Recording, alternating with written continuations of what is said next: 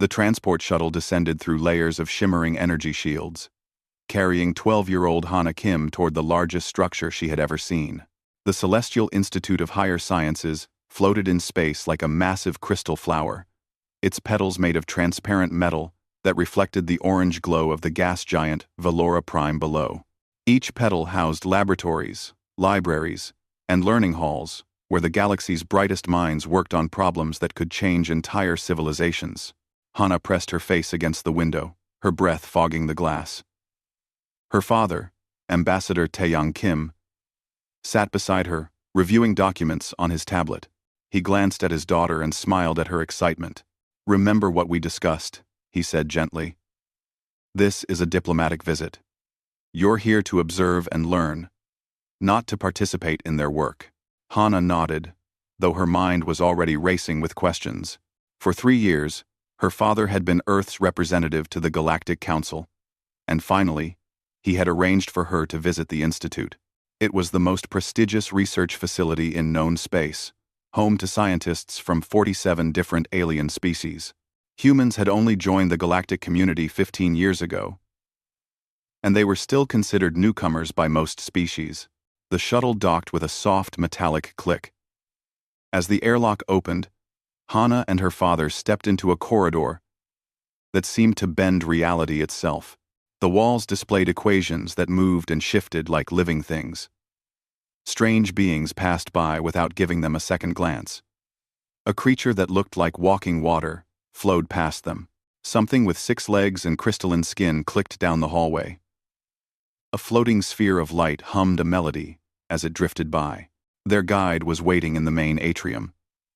Director Velmosh of the Kresh species stood nearly 8 feet tall, his insectoid body covered in dark green plates that reflected the light. His 4 eyes focused on them with an expression Hana couldn't quite read. When he spoke, his voice came from a translator device attached to his thorax.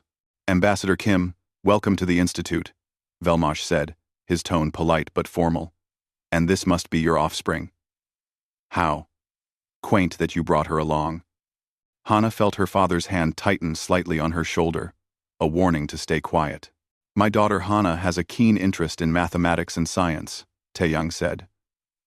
"I thought she might benefit from observing your educational methods." "Mathematics," Velmosh repeated, and Hana thought she detected amusement in his synthesized voice. "Yes, humans do show adequate capability in basic computational thinking. Very well, she may observe today's demonstration in the Grand Observatory." They followed Velmosh through corridors that seemed to ignore normal geometry. Sometimes they walked upward as if it were level ground. Other times, gravity shifted direction mid-step. Hana noticed her father struggling slightly with the disorientation, but she found it fascinating. She started to notice patterns in how the gravity fields changed, like there was a mathematical rhythm to it. The Grand Observatory was a spherical chamber that could hold hundreds of beings. Today, it contained about 30 alien children and their instructors. Hana recognized some species from her studies. The tall, peaceful Kindren, with their blue skin and gentle eyes. The crystalline Luminar, who seemed to glow from within. The 4-armed Orthani with their incredible manual dexterity. A young Kresh scientist named Nari was presenting a problem on the central holographic display. The symbols and numbers floated in 3-dimensional space, rotating slowly. To Hana's surprise, she understood some of it. Her mother had taught her advanced mathematics before she died 5 years ago, and Hana had continued studying from her mother's old journals. "The problem," Nari explained in a clicking voice translated to standard speech, "involves calculating the optimal trajectory through folded space, accounting for gravitational variance across 17 dimensions." The alien children began working immediately. Some used neural interface devices that connected directly to their minds. Others manipulated holographic equations with multiple hands simultaneously. A Luminar child seemed to solve parts of it by changing color, their crystalline body flashing in patterns that represented mathematical operations. Within minutes, they had solved it as a group. The instructors chittered and hummed their approval. Fascinating coordination, one instructor said. The integration of quantum processing with biological neural networks is progressing excellently. Velmosh turned to Hana with what might have been a smile on his alien face. Do you understand what they accomplished, young human? Hana studied the solution, still floating in the air. She did understand most of it, though their notation system was different from what her mother had taught her. She saw how they had broken the problem into pieces and solved each piece separately before combining them. I think so, she said quietly. They divided the dimensional calculations into manageable segments. Several of the alien instructors made sounds that the translator interpreted as laughter. She thinks she understands, one of them said to another. How adorable. Velmosh's eyes gleamed. Human brains evolved for primitive survival on a single planet. Pattern recognition for hunting and gathering. Basic social coordination. Simple tool use. You are clever for your origins, child. But abstract mathematical thought requires cognitive structures your species simply doesn't possess in significant degree. Hana felt her cheeks burn, but she said nothing. Her father's hand squeezed her shoulder again, this time in comfort. The human brain is different, another instructor added. This one, a floating sphere of energy. Not necessarily inferior, but limited to concrete thinking rather than truly abstract reasoning. Perhaps we should show her the archive hall, Nari suggested, her tone kinder than the others. It might be educational for her. They walked to another section of the institute, through corridors filled with beings engaged in research Hana couldn't begin to fathom. Some were manipulating gravity itself, creating tiny black holes that existed for microseconds. Others were growing living crystals that computed mathematical proofs. The archive hall was different. It was quiet, reverent, like an ancient temple. The walls displayed the greatest achievements of galactic science. Equations that had led to faster-than-light travel. Formulas that had cured diseases affecting entire species. Proofs that had unlocked the secrets of matter itself. At the center of the hall, in a chamber of its own, floated the most complex equation Hana had ever seen. The Vorath theorem, Velmosh announced with something like pride in his voice. 500 years unsolved. Thousands of the galaxy's greatest minds have attempted it. All have failed. The equation filled the entire chamber, symbols from 23 different mathematical systems spiraling through space in patterns that hurt to look at. It represented 14 dimensions simultaneously, with recursive elements that folded back on themselves infinitely. What does it solve? Hana asked, unable to look away. If solved, it would allow instantaneous energy transmission across dimensional barriers. A Luminar scientist named Young Mi explained. Her crystalline body pulsed with soft light as she spoke. It would revolutionize power distribution across the galaxy. But the complexity is beyond comprehension. It requires simultaneous processing of mathematical concepts that even our quantum supercomputers cannot reconcile. Hana walked closer, studying the flowing symbols. Her mother had once told her that every equation told a story, that mathematics was just another language for describing the universe. As she looked at the Vorath theorem, she started to see something, a rhythm, a pattern in how the recursive elements repeated.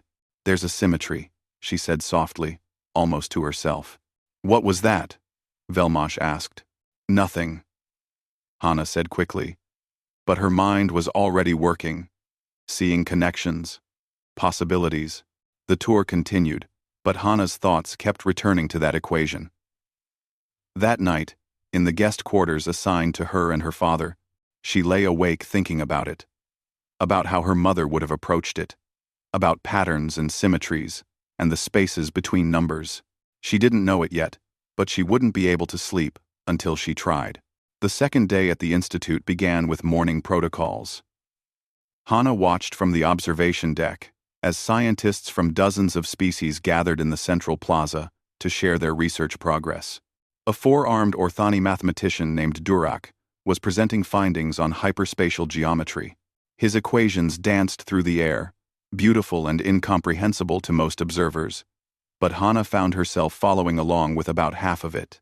Her father had meetings with institute administrators, so Youngmi had volunteered to continue Hana's tour. The Luminar scientist was kinder than most of the others Hana had met. Her crystalline body shifted between shades of blue and purple as they walked, which Hana had learned indicated a pleasant mood. "You seem genuinely interested in our work," Youngmi said, as they walked through the quantum mechanics laboratory. "Most human visitors focus on the technology rather than the underlying mathematics. My mother was a physicist," Hana explained. "She died when I was 7, but she taught me that mathematics was the universe's way of talking to us. I've been studying her old journals, trying to understand the problems she was working on." Youngmi's colors softened to a gentle lavender. "I'm sorry for your loss. It sounds like she was a remarkable person." They arrived back at the archive hall, where the Vorath theorem still floated in its chamber, unchanged and unsolved. Hana had been thinking about it all night. The more she considered it, the more she saw something the alien scientists might have missed. "Can I ask you about the theorem?" Hana said. "Of course," Youngmi replied. "Though I warn you, I've spent 30 years studying it, and I'm no closer to a solution than when I started." Hana approached the display, her eyes tracing the patterns of symbols. "The recursive elements here," she pointed to a section that spiraled through itself. "They repeat, with variation, like a musical theme, with modifications." Youngmi made a sound like wind chimes, which the translator converted to interested humming. "That's an interesting observation. Several researchers have noted the quasi-periodic nature of those elements. But recognizing a pattern isn't the same as solving it. But what if the pattern is the key?" Hana pressed on. "In music, when a theme repeats with variations, it's usually building towards something, right? What if these recursions aren't just mathematical complexity, but directional indicators? Directional indicators to what? To the dimensional fold. See here?" Hana gestured at another section. "If you rotate the perspective," something the regimented for 4. "Roting strons the process. Roting start. To the dimensional fold. Treating the 14th dimension not as an abstract space but as a physical framework, there's a symmetry that emerges. It's like looking at a sculpture from the wrong angle. You see chaos, but from the right viewpoint, it's ordered." Youngmi's colors shifted to bright yellow, which Hana had learned meant surprise or intense interest.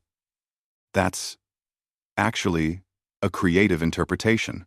The problem is that we've tried every possible rotational perspective using our quantum computers. Trillions of calculations. But did you try imperfect rotations?" Hana asked. "What if the symmetry isn't perfect? What if there's supposed to be a bias in the dimensional structure?" Before Youngmi could respond, Director Velmosh entered the archive hall with several other senior researchers. They were deep in discussion about resource allocation for a new project. "Director," Youngmi called out. "The young human has raised an intriguing perspective on the Vorath theorem." Quote, Velmosh's 4 eyes focused on Hana. "Has she now?" Other scientists began gathering, curious about what could interest Youngmi so much. Hana suddenly felt very small and very young, surrounded by these towering alien intellects. "Explain your thoughts," Velmosh said, his tone making it clear he expected to be amused rather than enlightened. Hana took a breath and began explaining her idea about the dimensional rotation and imperfect symmetry. As she spoke, she saw the expressions change on the alien faces around her, not with interest or consideration, but with barely concealed amusement. When she finished, there was a moment of silence. Then Durak, the Orthani mathematician, began making a sound like grinding stone.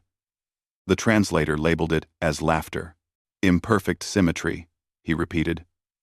"Child, mathematics is the science of perfect relationships. The idea that a fundamental equation would be based on imperfection is charmingly naive. But nature itself is built on imperfect symmetry," Hana argued, feeling her confidence wavering. "That's what causes diversity in particle physics. It's why crystals have unique formations. It's Those are physical manifestations, Velmosh interrupted. We're discussing pure mathematics here, not applied physics. The Vorath theorem exists in abstract space, independent of physical reality. But what if that's the wrong approach?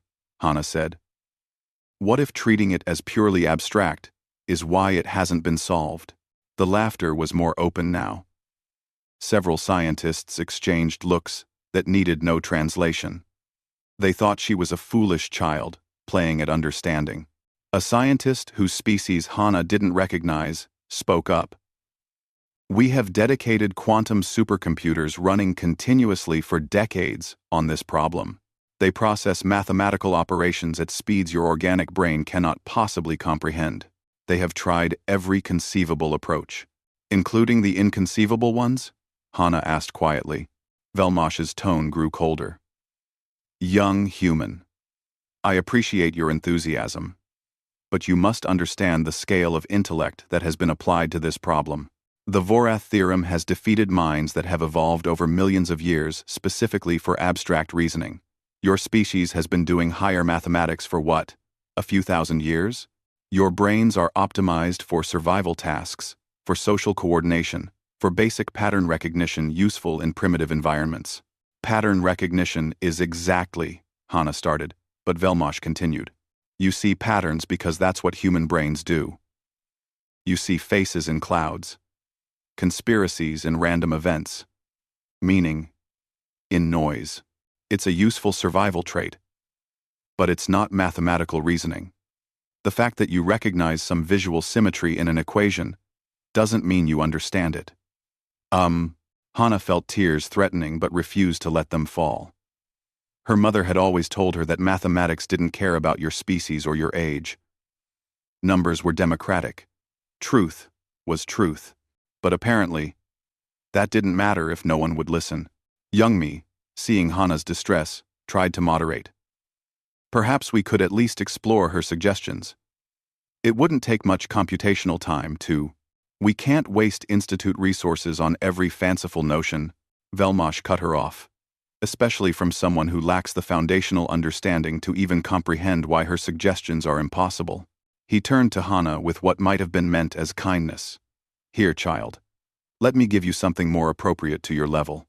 He manipulated the holographic interface and brought up a much simpler equation. It was a basic algebraic problem involving 3 variables. The kind of thing Hannah had been solving since she was 8 years old. This is a puzzle we give to our youngest students, Velmosh said. Perhaps you could work on this instead. Something achievable. Hannah looked at the equation. The solution was immediately obvious to her. The variables aligned in a clear relationship, and the answer emerged in her mind without effort. X equals 47, Y equals -12, Z equals 8.33, repeating. She said. There was a brief pause. Durack checked the answer on his personal device, and his expression shifted slightly. She's correct, he said, sounding mildly surprised. Memorization or lucky guessing. Another scientist dismissed. Humans have adequate short-term pattern matching. It doesn't indicate true understanding. Hannah felt frustration boiling inside her. I didn't memorize it. I solved it. And I could solve the Vorath theorem too. If you'd just let me try. The laughter that followed was louder than before.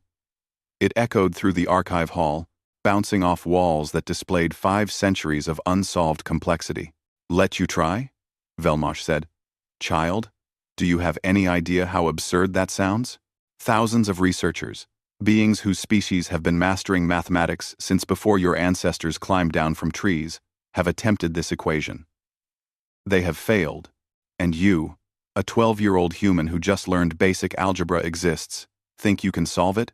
I just want a chance, Hannah said, her voice small. We can't waste computational resources on a child's amusement, Velmosh declared with finality. You may continue to observe the Institute, but please refrain from suggesting solutions to problems you cannot possibly understand. It's disrespectful to the serious work being done here. He turned away, dismissing her. The other scientists dispersed, returning to their important work. Young Mi stayed behind, her colors muted with something that might have been sympathy. "I'm sorry," she said softly. "They don't mean to be cruel. They simply can't imagine that someone so young, from a species so new to higher mathematics, could see something they've missed." "But what if I can?" Hana whispered. Young Mi's colors shifted to a sad blue. That night, Hana couldn't eat dinner. Her father noticed her distress and asked what was wrong, but she just shook her head. How could she explain that she saw something in that equation, something real, but no one would let her prove it? She lay awake in her quarters, staring at the ceiling where the stars beyond the Institute's shields shone through transparent panels. Her mother's voice echoed in her memory. "Mathematics doesn't care who you are, Hana. Truth is truth, regardless of who discovers it." But her mother had never mentioned that getting anyone to listen to truth was the hard part. As the Institute settled into its night cycle, Hana made a decision. If they wouldn't let her try during the day, she would have to find another way.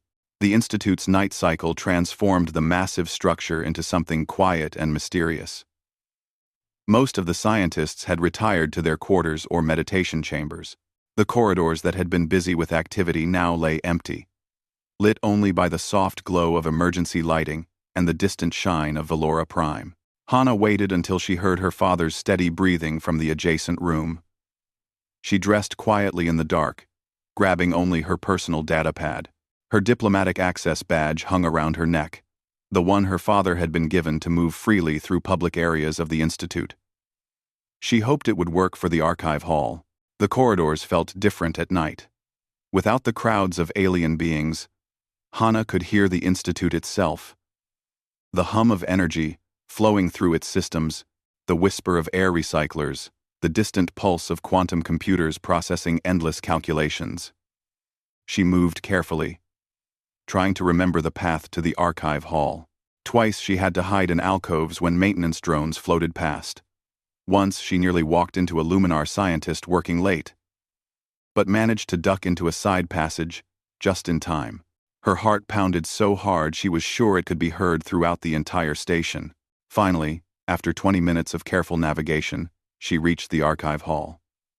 The doors were locked for the night cycle, but when she pressed her badge to the sensor, they opened with a soft hiss. She had guessed correctly that diplomatic credentials would grant access to educational spaces. The hall was dark except for the glow of the equations on display. They pulsed with soft light, mathematical achievements floating like ghosts of brilliant minds. At the center, in its own chamber, the Vorath theorem waited. Unchanged. Unsolved. Challenging. Hana approached it slowly, almost reverently. Now that she was alone with it, the equation seemed even more massive and complex than before.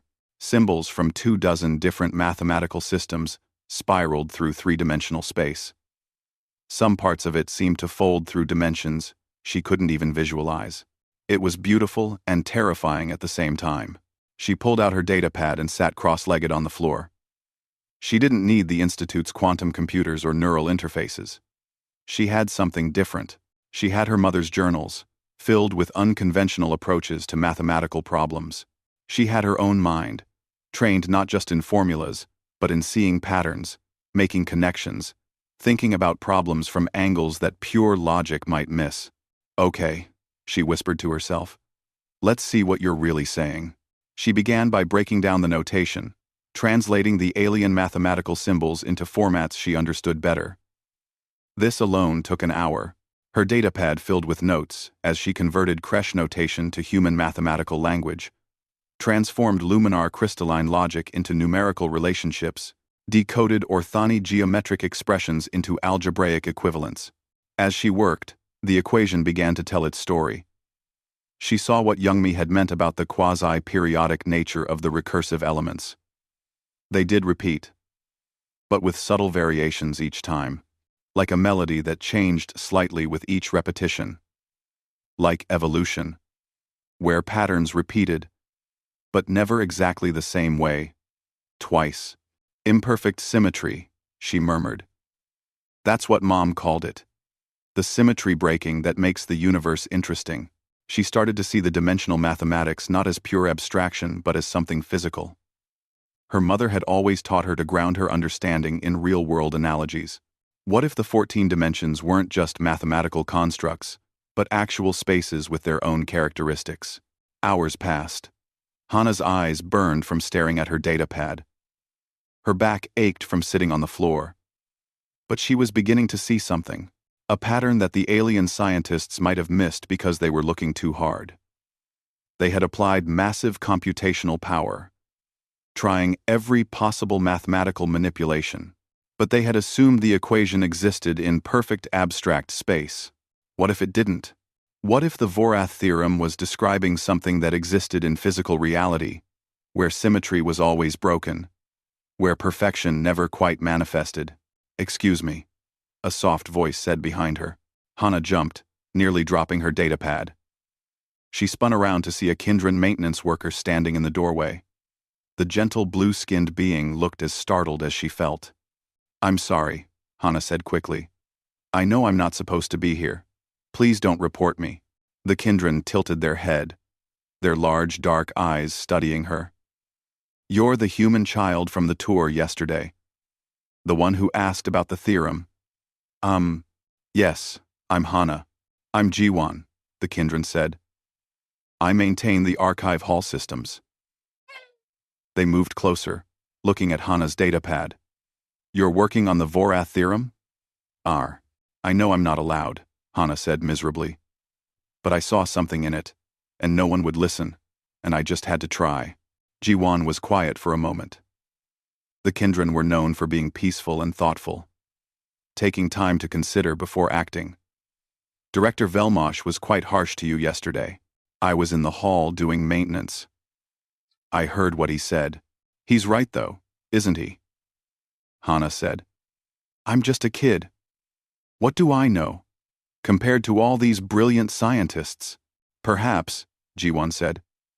"Or perhaps you know something different. The Kindred have a saying. The river does not ask the mountain's permission to find a new path." They settled down on the floor, next to Hana. "Show me what you're seeing." One, one, one, one. Hana hesitated, then began explaining her approach. She showed Jiwan how she was treating the equation not as pure mathematics, but as a description of physical reality. How she was looking for imperfect symmetries instead of perfect ones. How human pattern recognition, evolved to see faces in clouds and meaning in chaos, might actually be useful here. "Our brains are really good at finding patterns that aren't quite perfect," Hana explained. "We can recognize someone's face, even if they've aged, or see that a song is the same, even when played in a different key. That's not a weakness. It's a different kind of intelligence." Jiwan's expression showed understanding. "The alien scientists have been using computational brute force, trying every possible perfect solution. Right. But what if the solution isn't perfect? What if there's supposed to be an asymmetry in the dimensional fold?" Hana pulled up her notes. "Look at this section here. If you rotate the perspective treating the 14th dimension as having an inherent bias, a slight imbalance, the recursive elements start to align." She began working through the mathematics, talking as she went. Jiwan watched quietly, occasionally asking questions that helped Hana clarify her thinking. The Kindred didn't have the advanced mathematical training of the Institute's researchers, but they were patient and willing to consider unconventional ideas. "It's like architecture," Hana said, pulling up another analogy. "If you build a perfectly symmetrical building, it can be beautiful. But it's also rigid, add slight asymmetries, and the structure becomes more flexible, more able to adapt to stress. What if dimensional mathematics works the same way? Birking, Birking, Azik, Birking, Birking, Birking." The hours crept past midnight and into early morning. Hana worked through section after section of the equation, applying her theory of imperfect symmetry. Sometimes, she hit dead ends and had to backtrack. Sometimes she made intuitive leaps that she couldn't fully justify, but that felt right. She used analogies from music theory, from biology, from physics, from poetry even. She thought about how her mother had approached problems, combining rigorous mathematics with creative thinking. She thought about chaos theory, about how tiny variations could cascade into entirely different outcomes. She thought about quantum mechanics, where observation itself changed reality. And slowly, impossibly, the equation began to collapse. Sections that had seemed hopelessly tangled started to resolve. Recursive elements that went on infinitely found natural endpoints. Dimensional relationships that contradicted each other found harmony through calculated imbalance. Jiwan, Hana whispered around 3 in the morning. I think I'm actually doing it. The Kindred leaned closer, their eyes wide. Show me. Hana pulled up her complete work. The Vorath theorem, that had stood unsolved for 500 years, was yielding its secrets, not through computational force, but through a 12-year-old human's different way of thinking about the problem. The solution was elegant. Where the alien computers had tried millions of iterative approaches, Hana's solution required only 47 steps. The key had been treating the dimensional fold not as perfect mathematical abstraction, but as a physical space with inherent biases, tiny asymmetries that created the structure necessary for the equation to resolve. We need to document this, Jiwan said, their voice trembling. Before anyone arrives, they need to see exactly how you did it. Working together, they transferred Hana's solution to the main holographic interface. They documented every step, every assumption, every creative leap. They showed how the imperfect symmetry approach unlocked sections of the equation that had been impossible to solve using traditional methods. As the first light of the new day began filtering through the archive hall's transparent walls, Hana sat back and looked at her work. The Vorath theorem's solution floated in the air, complete and checkable. She had done it. A human child with her simple brain had solved what the galaxy's greatest minds could not. Now came the hard part, getting anyone to believe it. The morning protocols began at the Institute as they always did, with scientists from across the facility gathering for the daily briefing. Director Velmosh entered the archive hall precisely on schedule, accompanied by senior researchers from multiple departments. They came to check on their most precious displays, to draw inspiration from the great achievements of the past, and to remind themselves of challenges yet to be conquered. Velmosh stopped mid-step when he saw the Vorath theorem chamber. The equation was no longer alone. Next to it floated a complete solution, documented in careful detail, with a small notation at the bottom, identifying the solver as Hana Kim, human, age 12. What is this? Velmosh's voice came out as a harsh buzz from his translator. Who has vandalized our archive hall? Other scientists rushed over, their expressions ranging from confusion to anger. Durak, the Orthani mathematician, was already manipulating the holographic interface, pulling up the documentation. Someone has accessed the theorem display, he said. Last night, during the quiet cycle, they've uploaded what appears to be a solution? Impossible, Velmosh said flatly. This is clearly some kind of prank, perhaps a virus in our systems. The access logs show diplomatic credentials, another scientist reported. The human child and her father have such credentials. Velmosh's 4 eyes gleamed with anger. Find Ambassador Kim immediately. His daughter will be expelled from this institute, and I will file a formal complaint with the Galactic Council. This is an outrageous disrespect of our research. Wait, a voice called out. An elderly luminar named Sun Wu floated into the chamber. Unlike the others, he wasn't looking angry. He was looking at the solution with intense focus. His crystalline body glowed bright white, which Hana had learned meant extreme concentration. Sun Wu was legendary at the Institute. He had been studying advanced mathematics for over 2 centuries.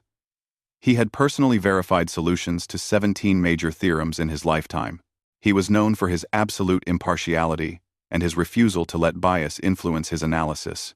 Before we make accusations, Sun Wu said slowly, Perhaps we should actually examine what has been submitted. It's clearly nonsense, Velmosh protested. A child cannot solve what our greatest minds cannot. Then it should be easy to prove it wrong. Sunwoo replied. His colors shifted to a steely blue that indicated he would not be argued with. I will review the work. Summon the human child. Hana arrived 15 minutes later with her father and Jiwon. She had known this moment would come, had prepared herself for it, but still felt her hands shaking. The archive hall was filled with alien scientists now, all staring at her with expressions she couldn't read. Director Velmosh pointed one of his blade-like arms at her. Did you access this hall last night without authorization? The doors opened with my diplomatic badge, Hana said, trying to keep her voice steady. I didn't break in. That's not an answer to my question. Yes, Hana said. I came here last night. I worked on the Vorath theorem, and I solved it. The murmur that went through the crowd needed no translation. Disbelief, anger, mockery, all mixed together. You solved it, Velmosh repeated, his tone dripping with sarcasm. In one night. With a simple datapad. Something that quantum supercomputers running for decades could not achieve. I didn't use quantum computers, Hana said. I used a different approach. We've tried every approach, Durak said. Every possible mathematical manipulation has been attempted. Not every approach, Hana said quietly. You tried every perfect approach. I tried an imperfect one. Ambassador Taeyang put his hand on his daughter's shoulder. He looked shocked and proud and terrified all at once. Director Velmosh, if my daughter has violated protocols, I take full responsibility. But perhaps before we discuss consequences, we should determine whether her work has any merit. It has no merit, Velmosh declared. It's mathematical gibberish, from a child. Playing at understanding. Then prove it, Sunwoo said, his voice cutting through the noise. His ancient crystalline form pulsed with authority. If it's gibberish, the verification algorithms will show that immediately. If you refuse to check, then you're afraid it might not be gibberish. Velmosh's body plates shifted in what might have been anger, but he couldn't argue with Sunwoo's logic. Fine. Run the verification. Let's expose this fraud quickly, so we can return to actual scientific work. Youngmi moved to the holographic interface. Despite everything, Hana saw that the Luminar scientist's colors showed curiosity rather than anger. Youngmi began loading Hana's solution into the verification systems. The archive hall fell silent. Even the constant background hum of the Institute seemed to quiet. As the quantum computers began processing Hana's mathematics, Hana watched the progress indicators, her heart beating so fast she thought she might faint. What if she was wrong? What if her intuitive leaps had led her astray? What if the pattern she saw was just her human brain finding meaning in randomness? Exactly as Velmosh had said. The first verification came back. Valid. Youngmi's colors flickered. She ran another check, examining the dimensional mathematics in the first section. Again. Valid. This is impossible, she whispered. Other scientists moved to their own devices, running independent verifications. The archive hall, filled with the sound of rapid calculations, of alien voices making sounds of confusion and disbelief. Durak's four arms moved frantically across his interface. The foundational assumptions are unconventional, but mathematically sound. The introduction of asymmetric bias in the 14th dimension creates a framework that allows. He trailed off, staring at his results. It's holding, another scientist said. Every section is verifying. Run the complete integration, Sunwoo commanded. If any part fails, the entire solution fails. Youngmi initiated the full verification sequence. This would test whether all of Hana's steps connected properly, whether the solution actually solved the complete theorem rather than just parts of it. The quantum computers hummed with increased power as they processed the complex calculations. Minutes passed. Then, more minutes. The tension in the archive hall was thick enough to feel. Hana watched her father's face, saw him mouthing what might have been a prayer. Finally, The results appeared on every display in the hall simultaneously. Vorath theorem. Solved. Solution. Verification. Complete. Validity. Confirmed. Dimensional energy transmission. Possible. The archive hall erupted in chaos. Scientists were shouting in dozens of languages, their translators struggling to keep up. Some were running additional checks, unable to believe what they were seeing. Others were already pulling up Hana's methodology, studying how she had approached the problem.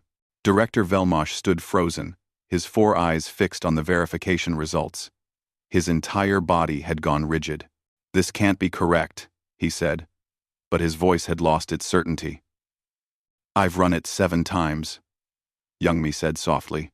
Her colors had shifted to a brilliant gold that indicated something between joy and shock.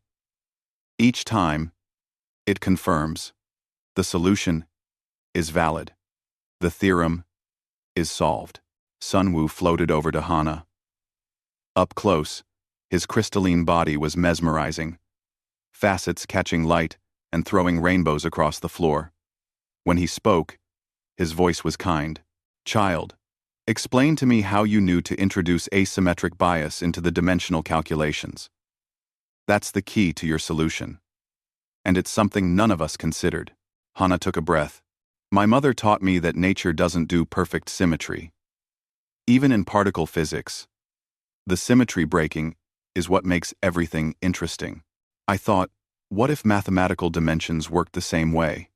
What if they weren't perfectly balanced abstractions but had their own characteristics, their own tiny imbalances? But that contradicts fundamental assumptions about mathematical space." Durak objected, though his tone was more curious now than dismissive. "It contradicts assumptions," Hana agreed. "But maybe those assumptions were wrong, or at least incomplete. You were all looking for a perfect solution because you assumed the equation existed in perfect abstract space. I looked for an imperfect solution because I thought it might exist in something more like real space. The human mind," Sunwoo said thoughtfully, "evolved to navigate imperfect reality rather than perfect abstraction. What we considered a limitation was actually an advantage for this specific problem." Youngmi was going through Hana's complete documentation now. She used analogies from music, biology, architecture, even poetry. She translated abstract mathematics into concrete metaphors, solved those, then translated back. "It's brilliant. It's completely unconventional, but it's brilliant.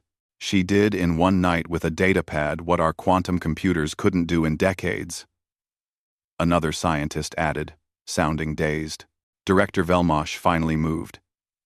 He approached Hana slowly, his alien body language impossible for her to read. When he spoke, his translated voice was quiet. "I owe you an apology," he said. "I made assumptions based on species and age, rather than examining your ideas on their merit. I was arrogant and blind. You proved that brilliance can come from unexpected sources, and I nearly prevented this discovery through my own prejudice." Hana didn't know what to say. She had expected anger, punishment, expulsion. "You've solved a 500-year-old problem," Sunwoo said to her. "Do you understand what this means? The applications for dimensional energy transmission will revolutionize power distribution across the galaxy. Millions of beings will benefit from your work." "I just saw a pattern," Hana said softly. "I just thought about it differently." "Exactly," Youngmi said, her colors now a warm orange that indicated deep respect. "You thought about it differently. And that made all the difference." The archive hall filled with more scientists as word spread through the institute. They came to see the solution, to meet the human child who had done the impossible. But Hana barely noticed. She was looking at the verification results, at the proof that her mother had been right. Mathematics didn't care who you were. Truth was truth, regardless of who discovered it. And sometimes, a simple, imperfect human brain was exactly what was needed to find it.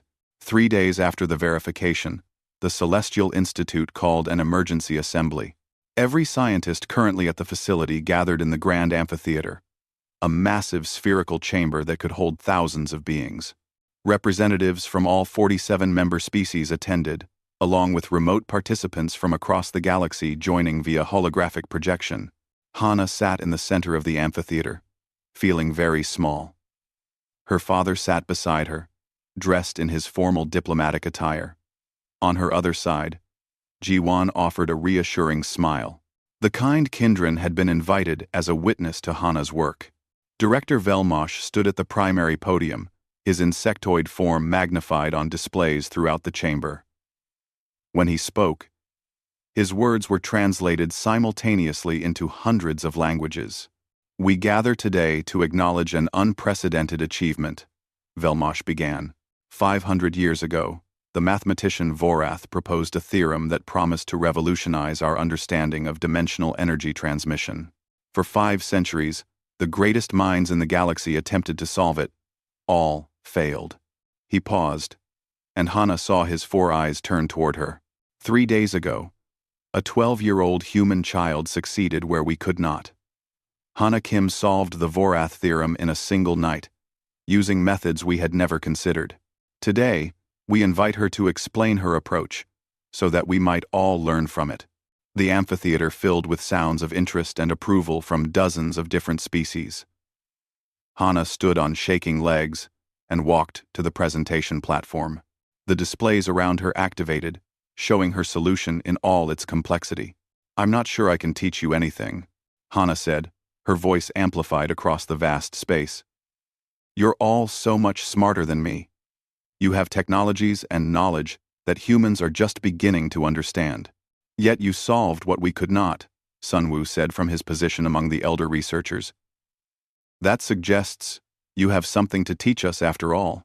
Hana took a breath and began. She explained how her mother had taught her to see mathematics not just as abstract symbols but as a language describing reality. She showed how she had translated the alien notation systems into forms she understood better. She demonstrated the analogies she had used, comparing dimensional mathematics to music, to architecture, to biological evolution. The key was treating the dimensions as imperfect, she explained, highlighting sections of her solution.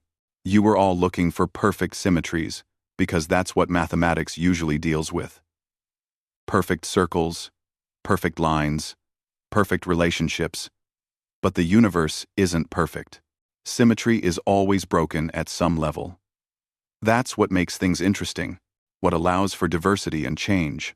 She showed how she had introduced calculated asymmetries into the dimensional framework, tiny biases that created the structure necessary for the equation to resolve. "It's like building with stones," she said, pulling up a visual analogy she had prepared. "If every stone is perfectly square, you can build a rigid wall. But if the stones have slight irregularities, you can build structures that are more flexible, more able to adapt."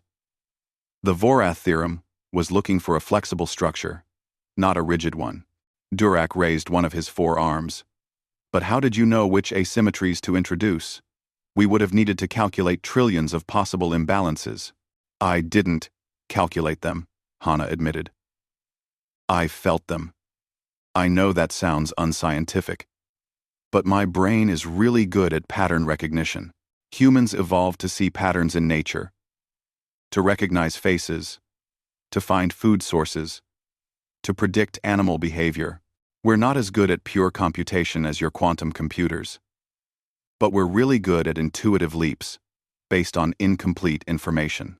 She showed more of her work, explaining how she had made educated guesses, followed hunches, trusted her instincts. Sometimes, she had been wrong and had to backtrack. But the process of intuitive exploration, combined with mathematical rigor to verify each step, had led her to the solution. "I think maybe that's what humans can contribute to galactic science," Hana said. "Not more computational power. You already have that. But a different way of thinking about problems. We're good at seeing things from weird angles, at making connections between seemingly unrelated ideas, at trying approaches that don't make logical sense but feel right somehow." Youngmi stood, her crystalline body glowing with enthusiasm. "This is profound. We've been trying to solve high-level problems using only high-level thinking. Pure abstraction, pure computation. But sometimes, the solution requires mixing high and low, abstract and concrete, perfect and imperfect. The young human used what we considered primitive cognitive traits, another scientist added. Pattern recognition evolved for survival, became pattern recognition for dimensional mathematics. Social intuition became mathematical intuition. The limitations of organic brains became advantages. The discussion that followed lasted for hours. Scientists from different species shared their perspectives. Many admitted they had underestimated not just humans, but the value of different types of intelligence. Some proposed new collaborative research programs that would combine alien computational power with human intuitive thinking. A representative from the Creche Council stood. I propose that Earth be offered full partnership status in the Institute's research programs. Clearly, human cognitive approaches represent a valuable addition to our collective scientific capability. The proposal was approved unanimously. Director Velmosh approached Hana after the formal session ended. I have sent a formal apology to Earth's scientific community. 20-day formations, refuting 21, he said. And I would like to personally sponsor a scholarship for you to study here at the Institute. When you're ready. We have much to learn from each other. Quote, I'd like that, Hana said. But I have a question. Yes? Why did it take a human to see the solution? You're all so advanced, so intelligent. Why didn't any of you think of imperfect symmetry? Love. Velmosh was quiet for a moment. Because we were looking for perfection. Our species evolved in environments where precision was paramount. Our mathematics reflects that. We assumed the universe operated on the same principles. You came from a messy, chaotic world, and your mathematics reflects that reality. Sometimes, the outsider sees what those too close cannot. Over the following weeks, the implications of Hana's solution began to unfold. Engineers across the galaxy started designing systems for dimensional energy transmission. The technology would allow instant power transfer across vast distances, potentially solving energy crises on thousands of worlds. Nari, the young Creche scientist who had demonstrated spatial geometry on Hana's first day, asked to study with her. I want to learn how to think like a human, Nari said. How to make those intuitive leaps. I want to learn how to think like you, too, Hana replied. How to be more precise and rigorous. Maybe together we can find even better solutions. The Institute established a new department dedicated to studying different cognitive approaches to problem solving. Researchers began examining how different species' evolutionary histories shaped their thinking, looking for ways to combine various perspectives rather than assuming one type of intelligence was superior. Youngmi took Hana to a newly installed display in the archive hall. The Vorath theorem now showed solved beneath it, with a plaque that read, Solved by Hana Kim, human, age 12, Earth standard years. Proof that genius transcends species and manifests in unexpected forms.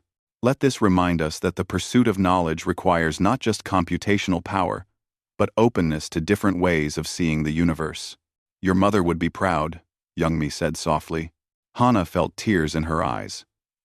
She always said that mathematics was universal, that it didn't matter what species you were or where you came from. Truth was truth. She was right, Youngmi replied, but what she perhaps didn't tell you is that different minds find different truths. We need all perspectives to see the complete picture. On Hana's last day at the Institute before returning to Earth, Ji-won found her in the archive hall, standing before the theorem she had solved. I brought you something, Ji-won said, holding out a data crystal. It's a new problem that the quantum physics department has been struggling with. They've given me permission to share it with you, if you're interested. Hana took the crystal and loaded it onto her data pad. The equation that appeared was even more complex than the Vorath theorem, involving concepts she barely understood. But as she studied it, she began to see something. This one might take more than a night, she said with a smile. That's okay, Ji-won replied. The galaxy waited 500 years for the last solution. We can wait a bit longer for this one. Hana's father came to collect her, but she asked for a few more minutes. She stood in the archive hall, surrounded by the mathematical achievements of dozens of species across centuries. She thought about her mother, about the journals filled with unconventional thinking that had guided her. She thought about how close she had come to never being allowed to try. Most of all, she thought about what had changed. Not just the solution to an old problem, but a shift in how the galaxy viewed intelligence itself. The understanding that different didn't mean inferior, that limitations could be strengths, that sometimes the answer came from the most unexpected source. As she walked through the Institute's corridors for the last time, scientists from multiple species stopped to speak with her. Not with condescension now, but with genuine respect and curiosity.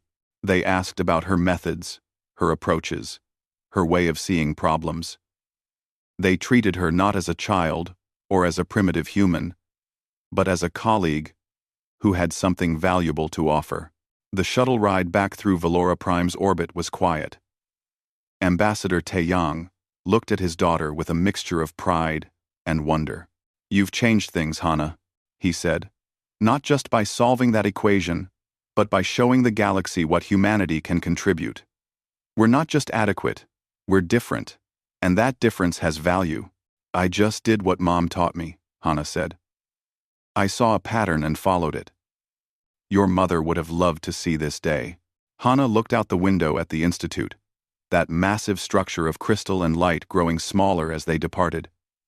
Somewhere inside, scientists were already using her solution to design new technologies. Others were studying her methods, trying to learn from her approach. And on her datapad, a new impossible problem waited. She thought about Velmosh's words. Sometimes the outsider sees what those too close cannot.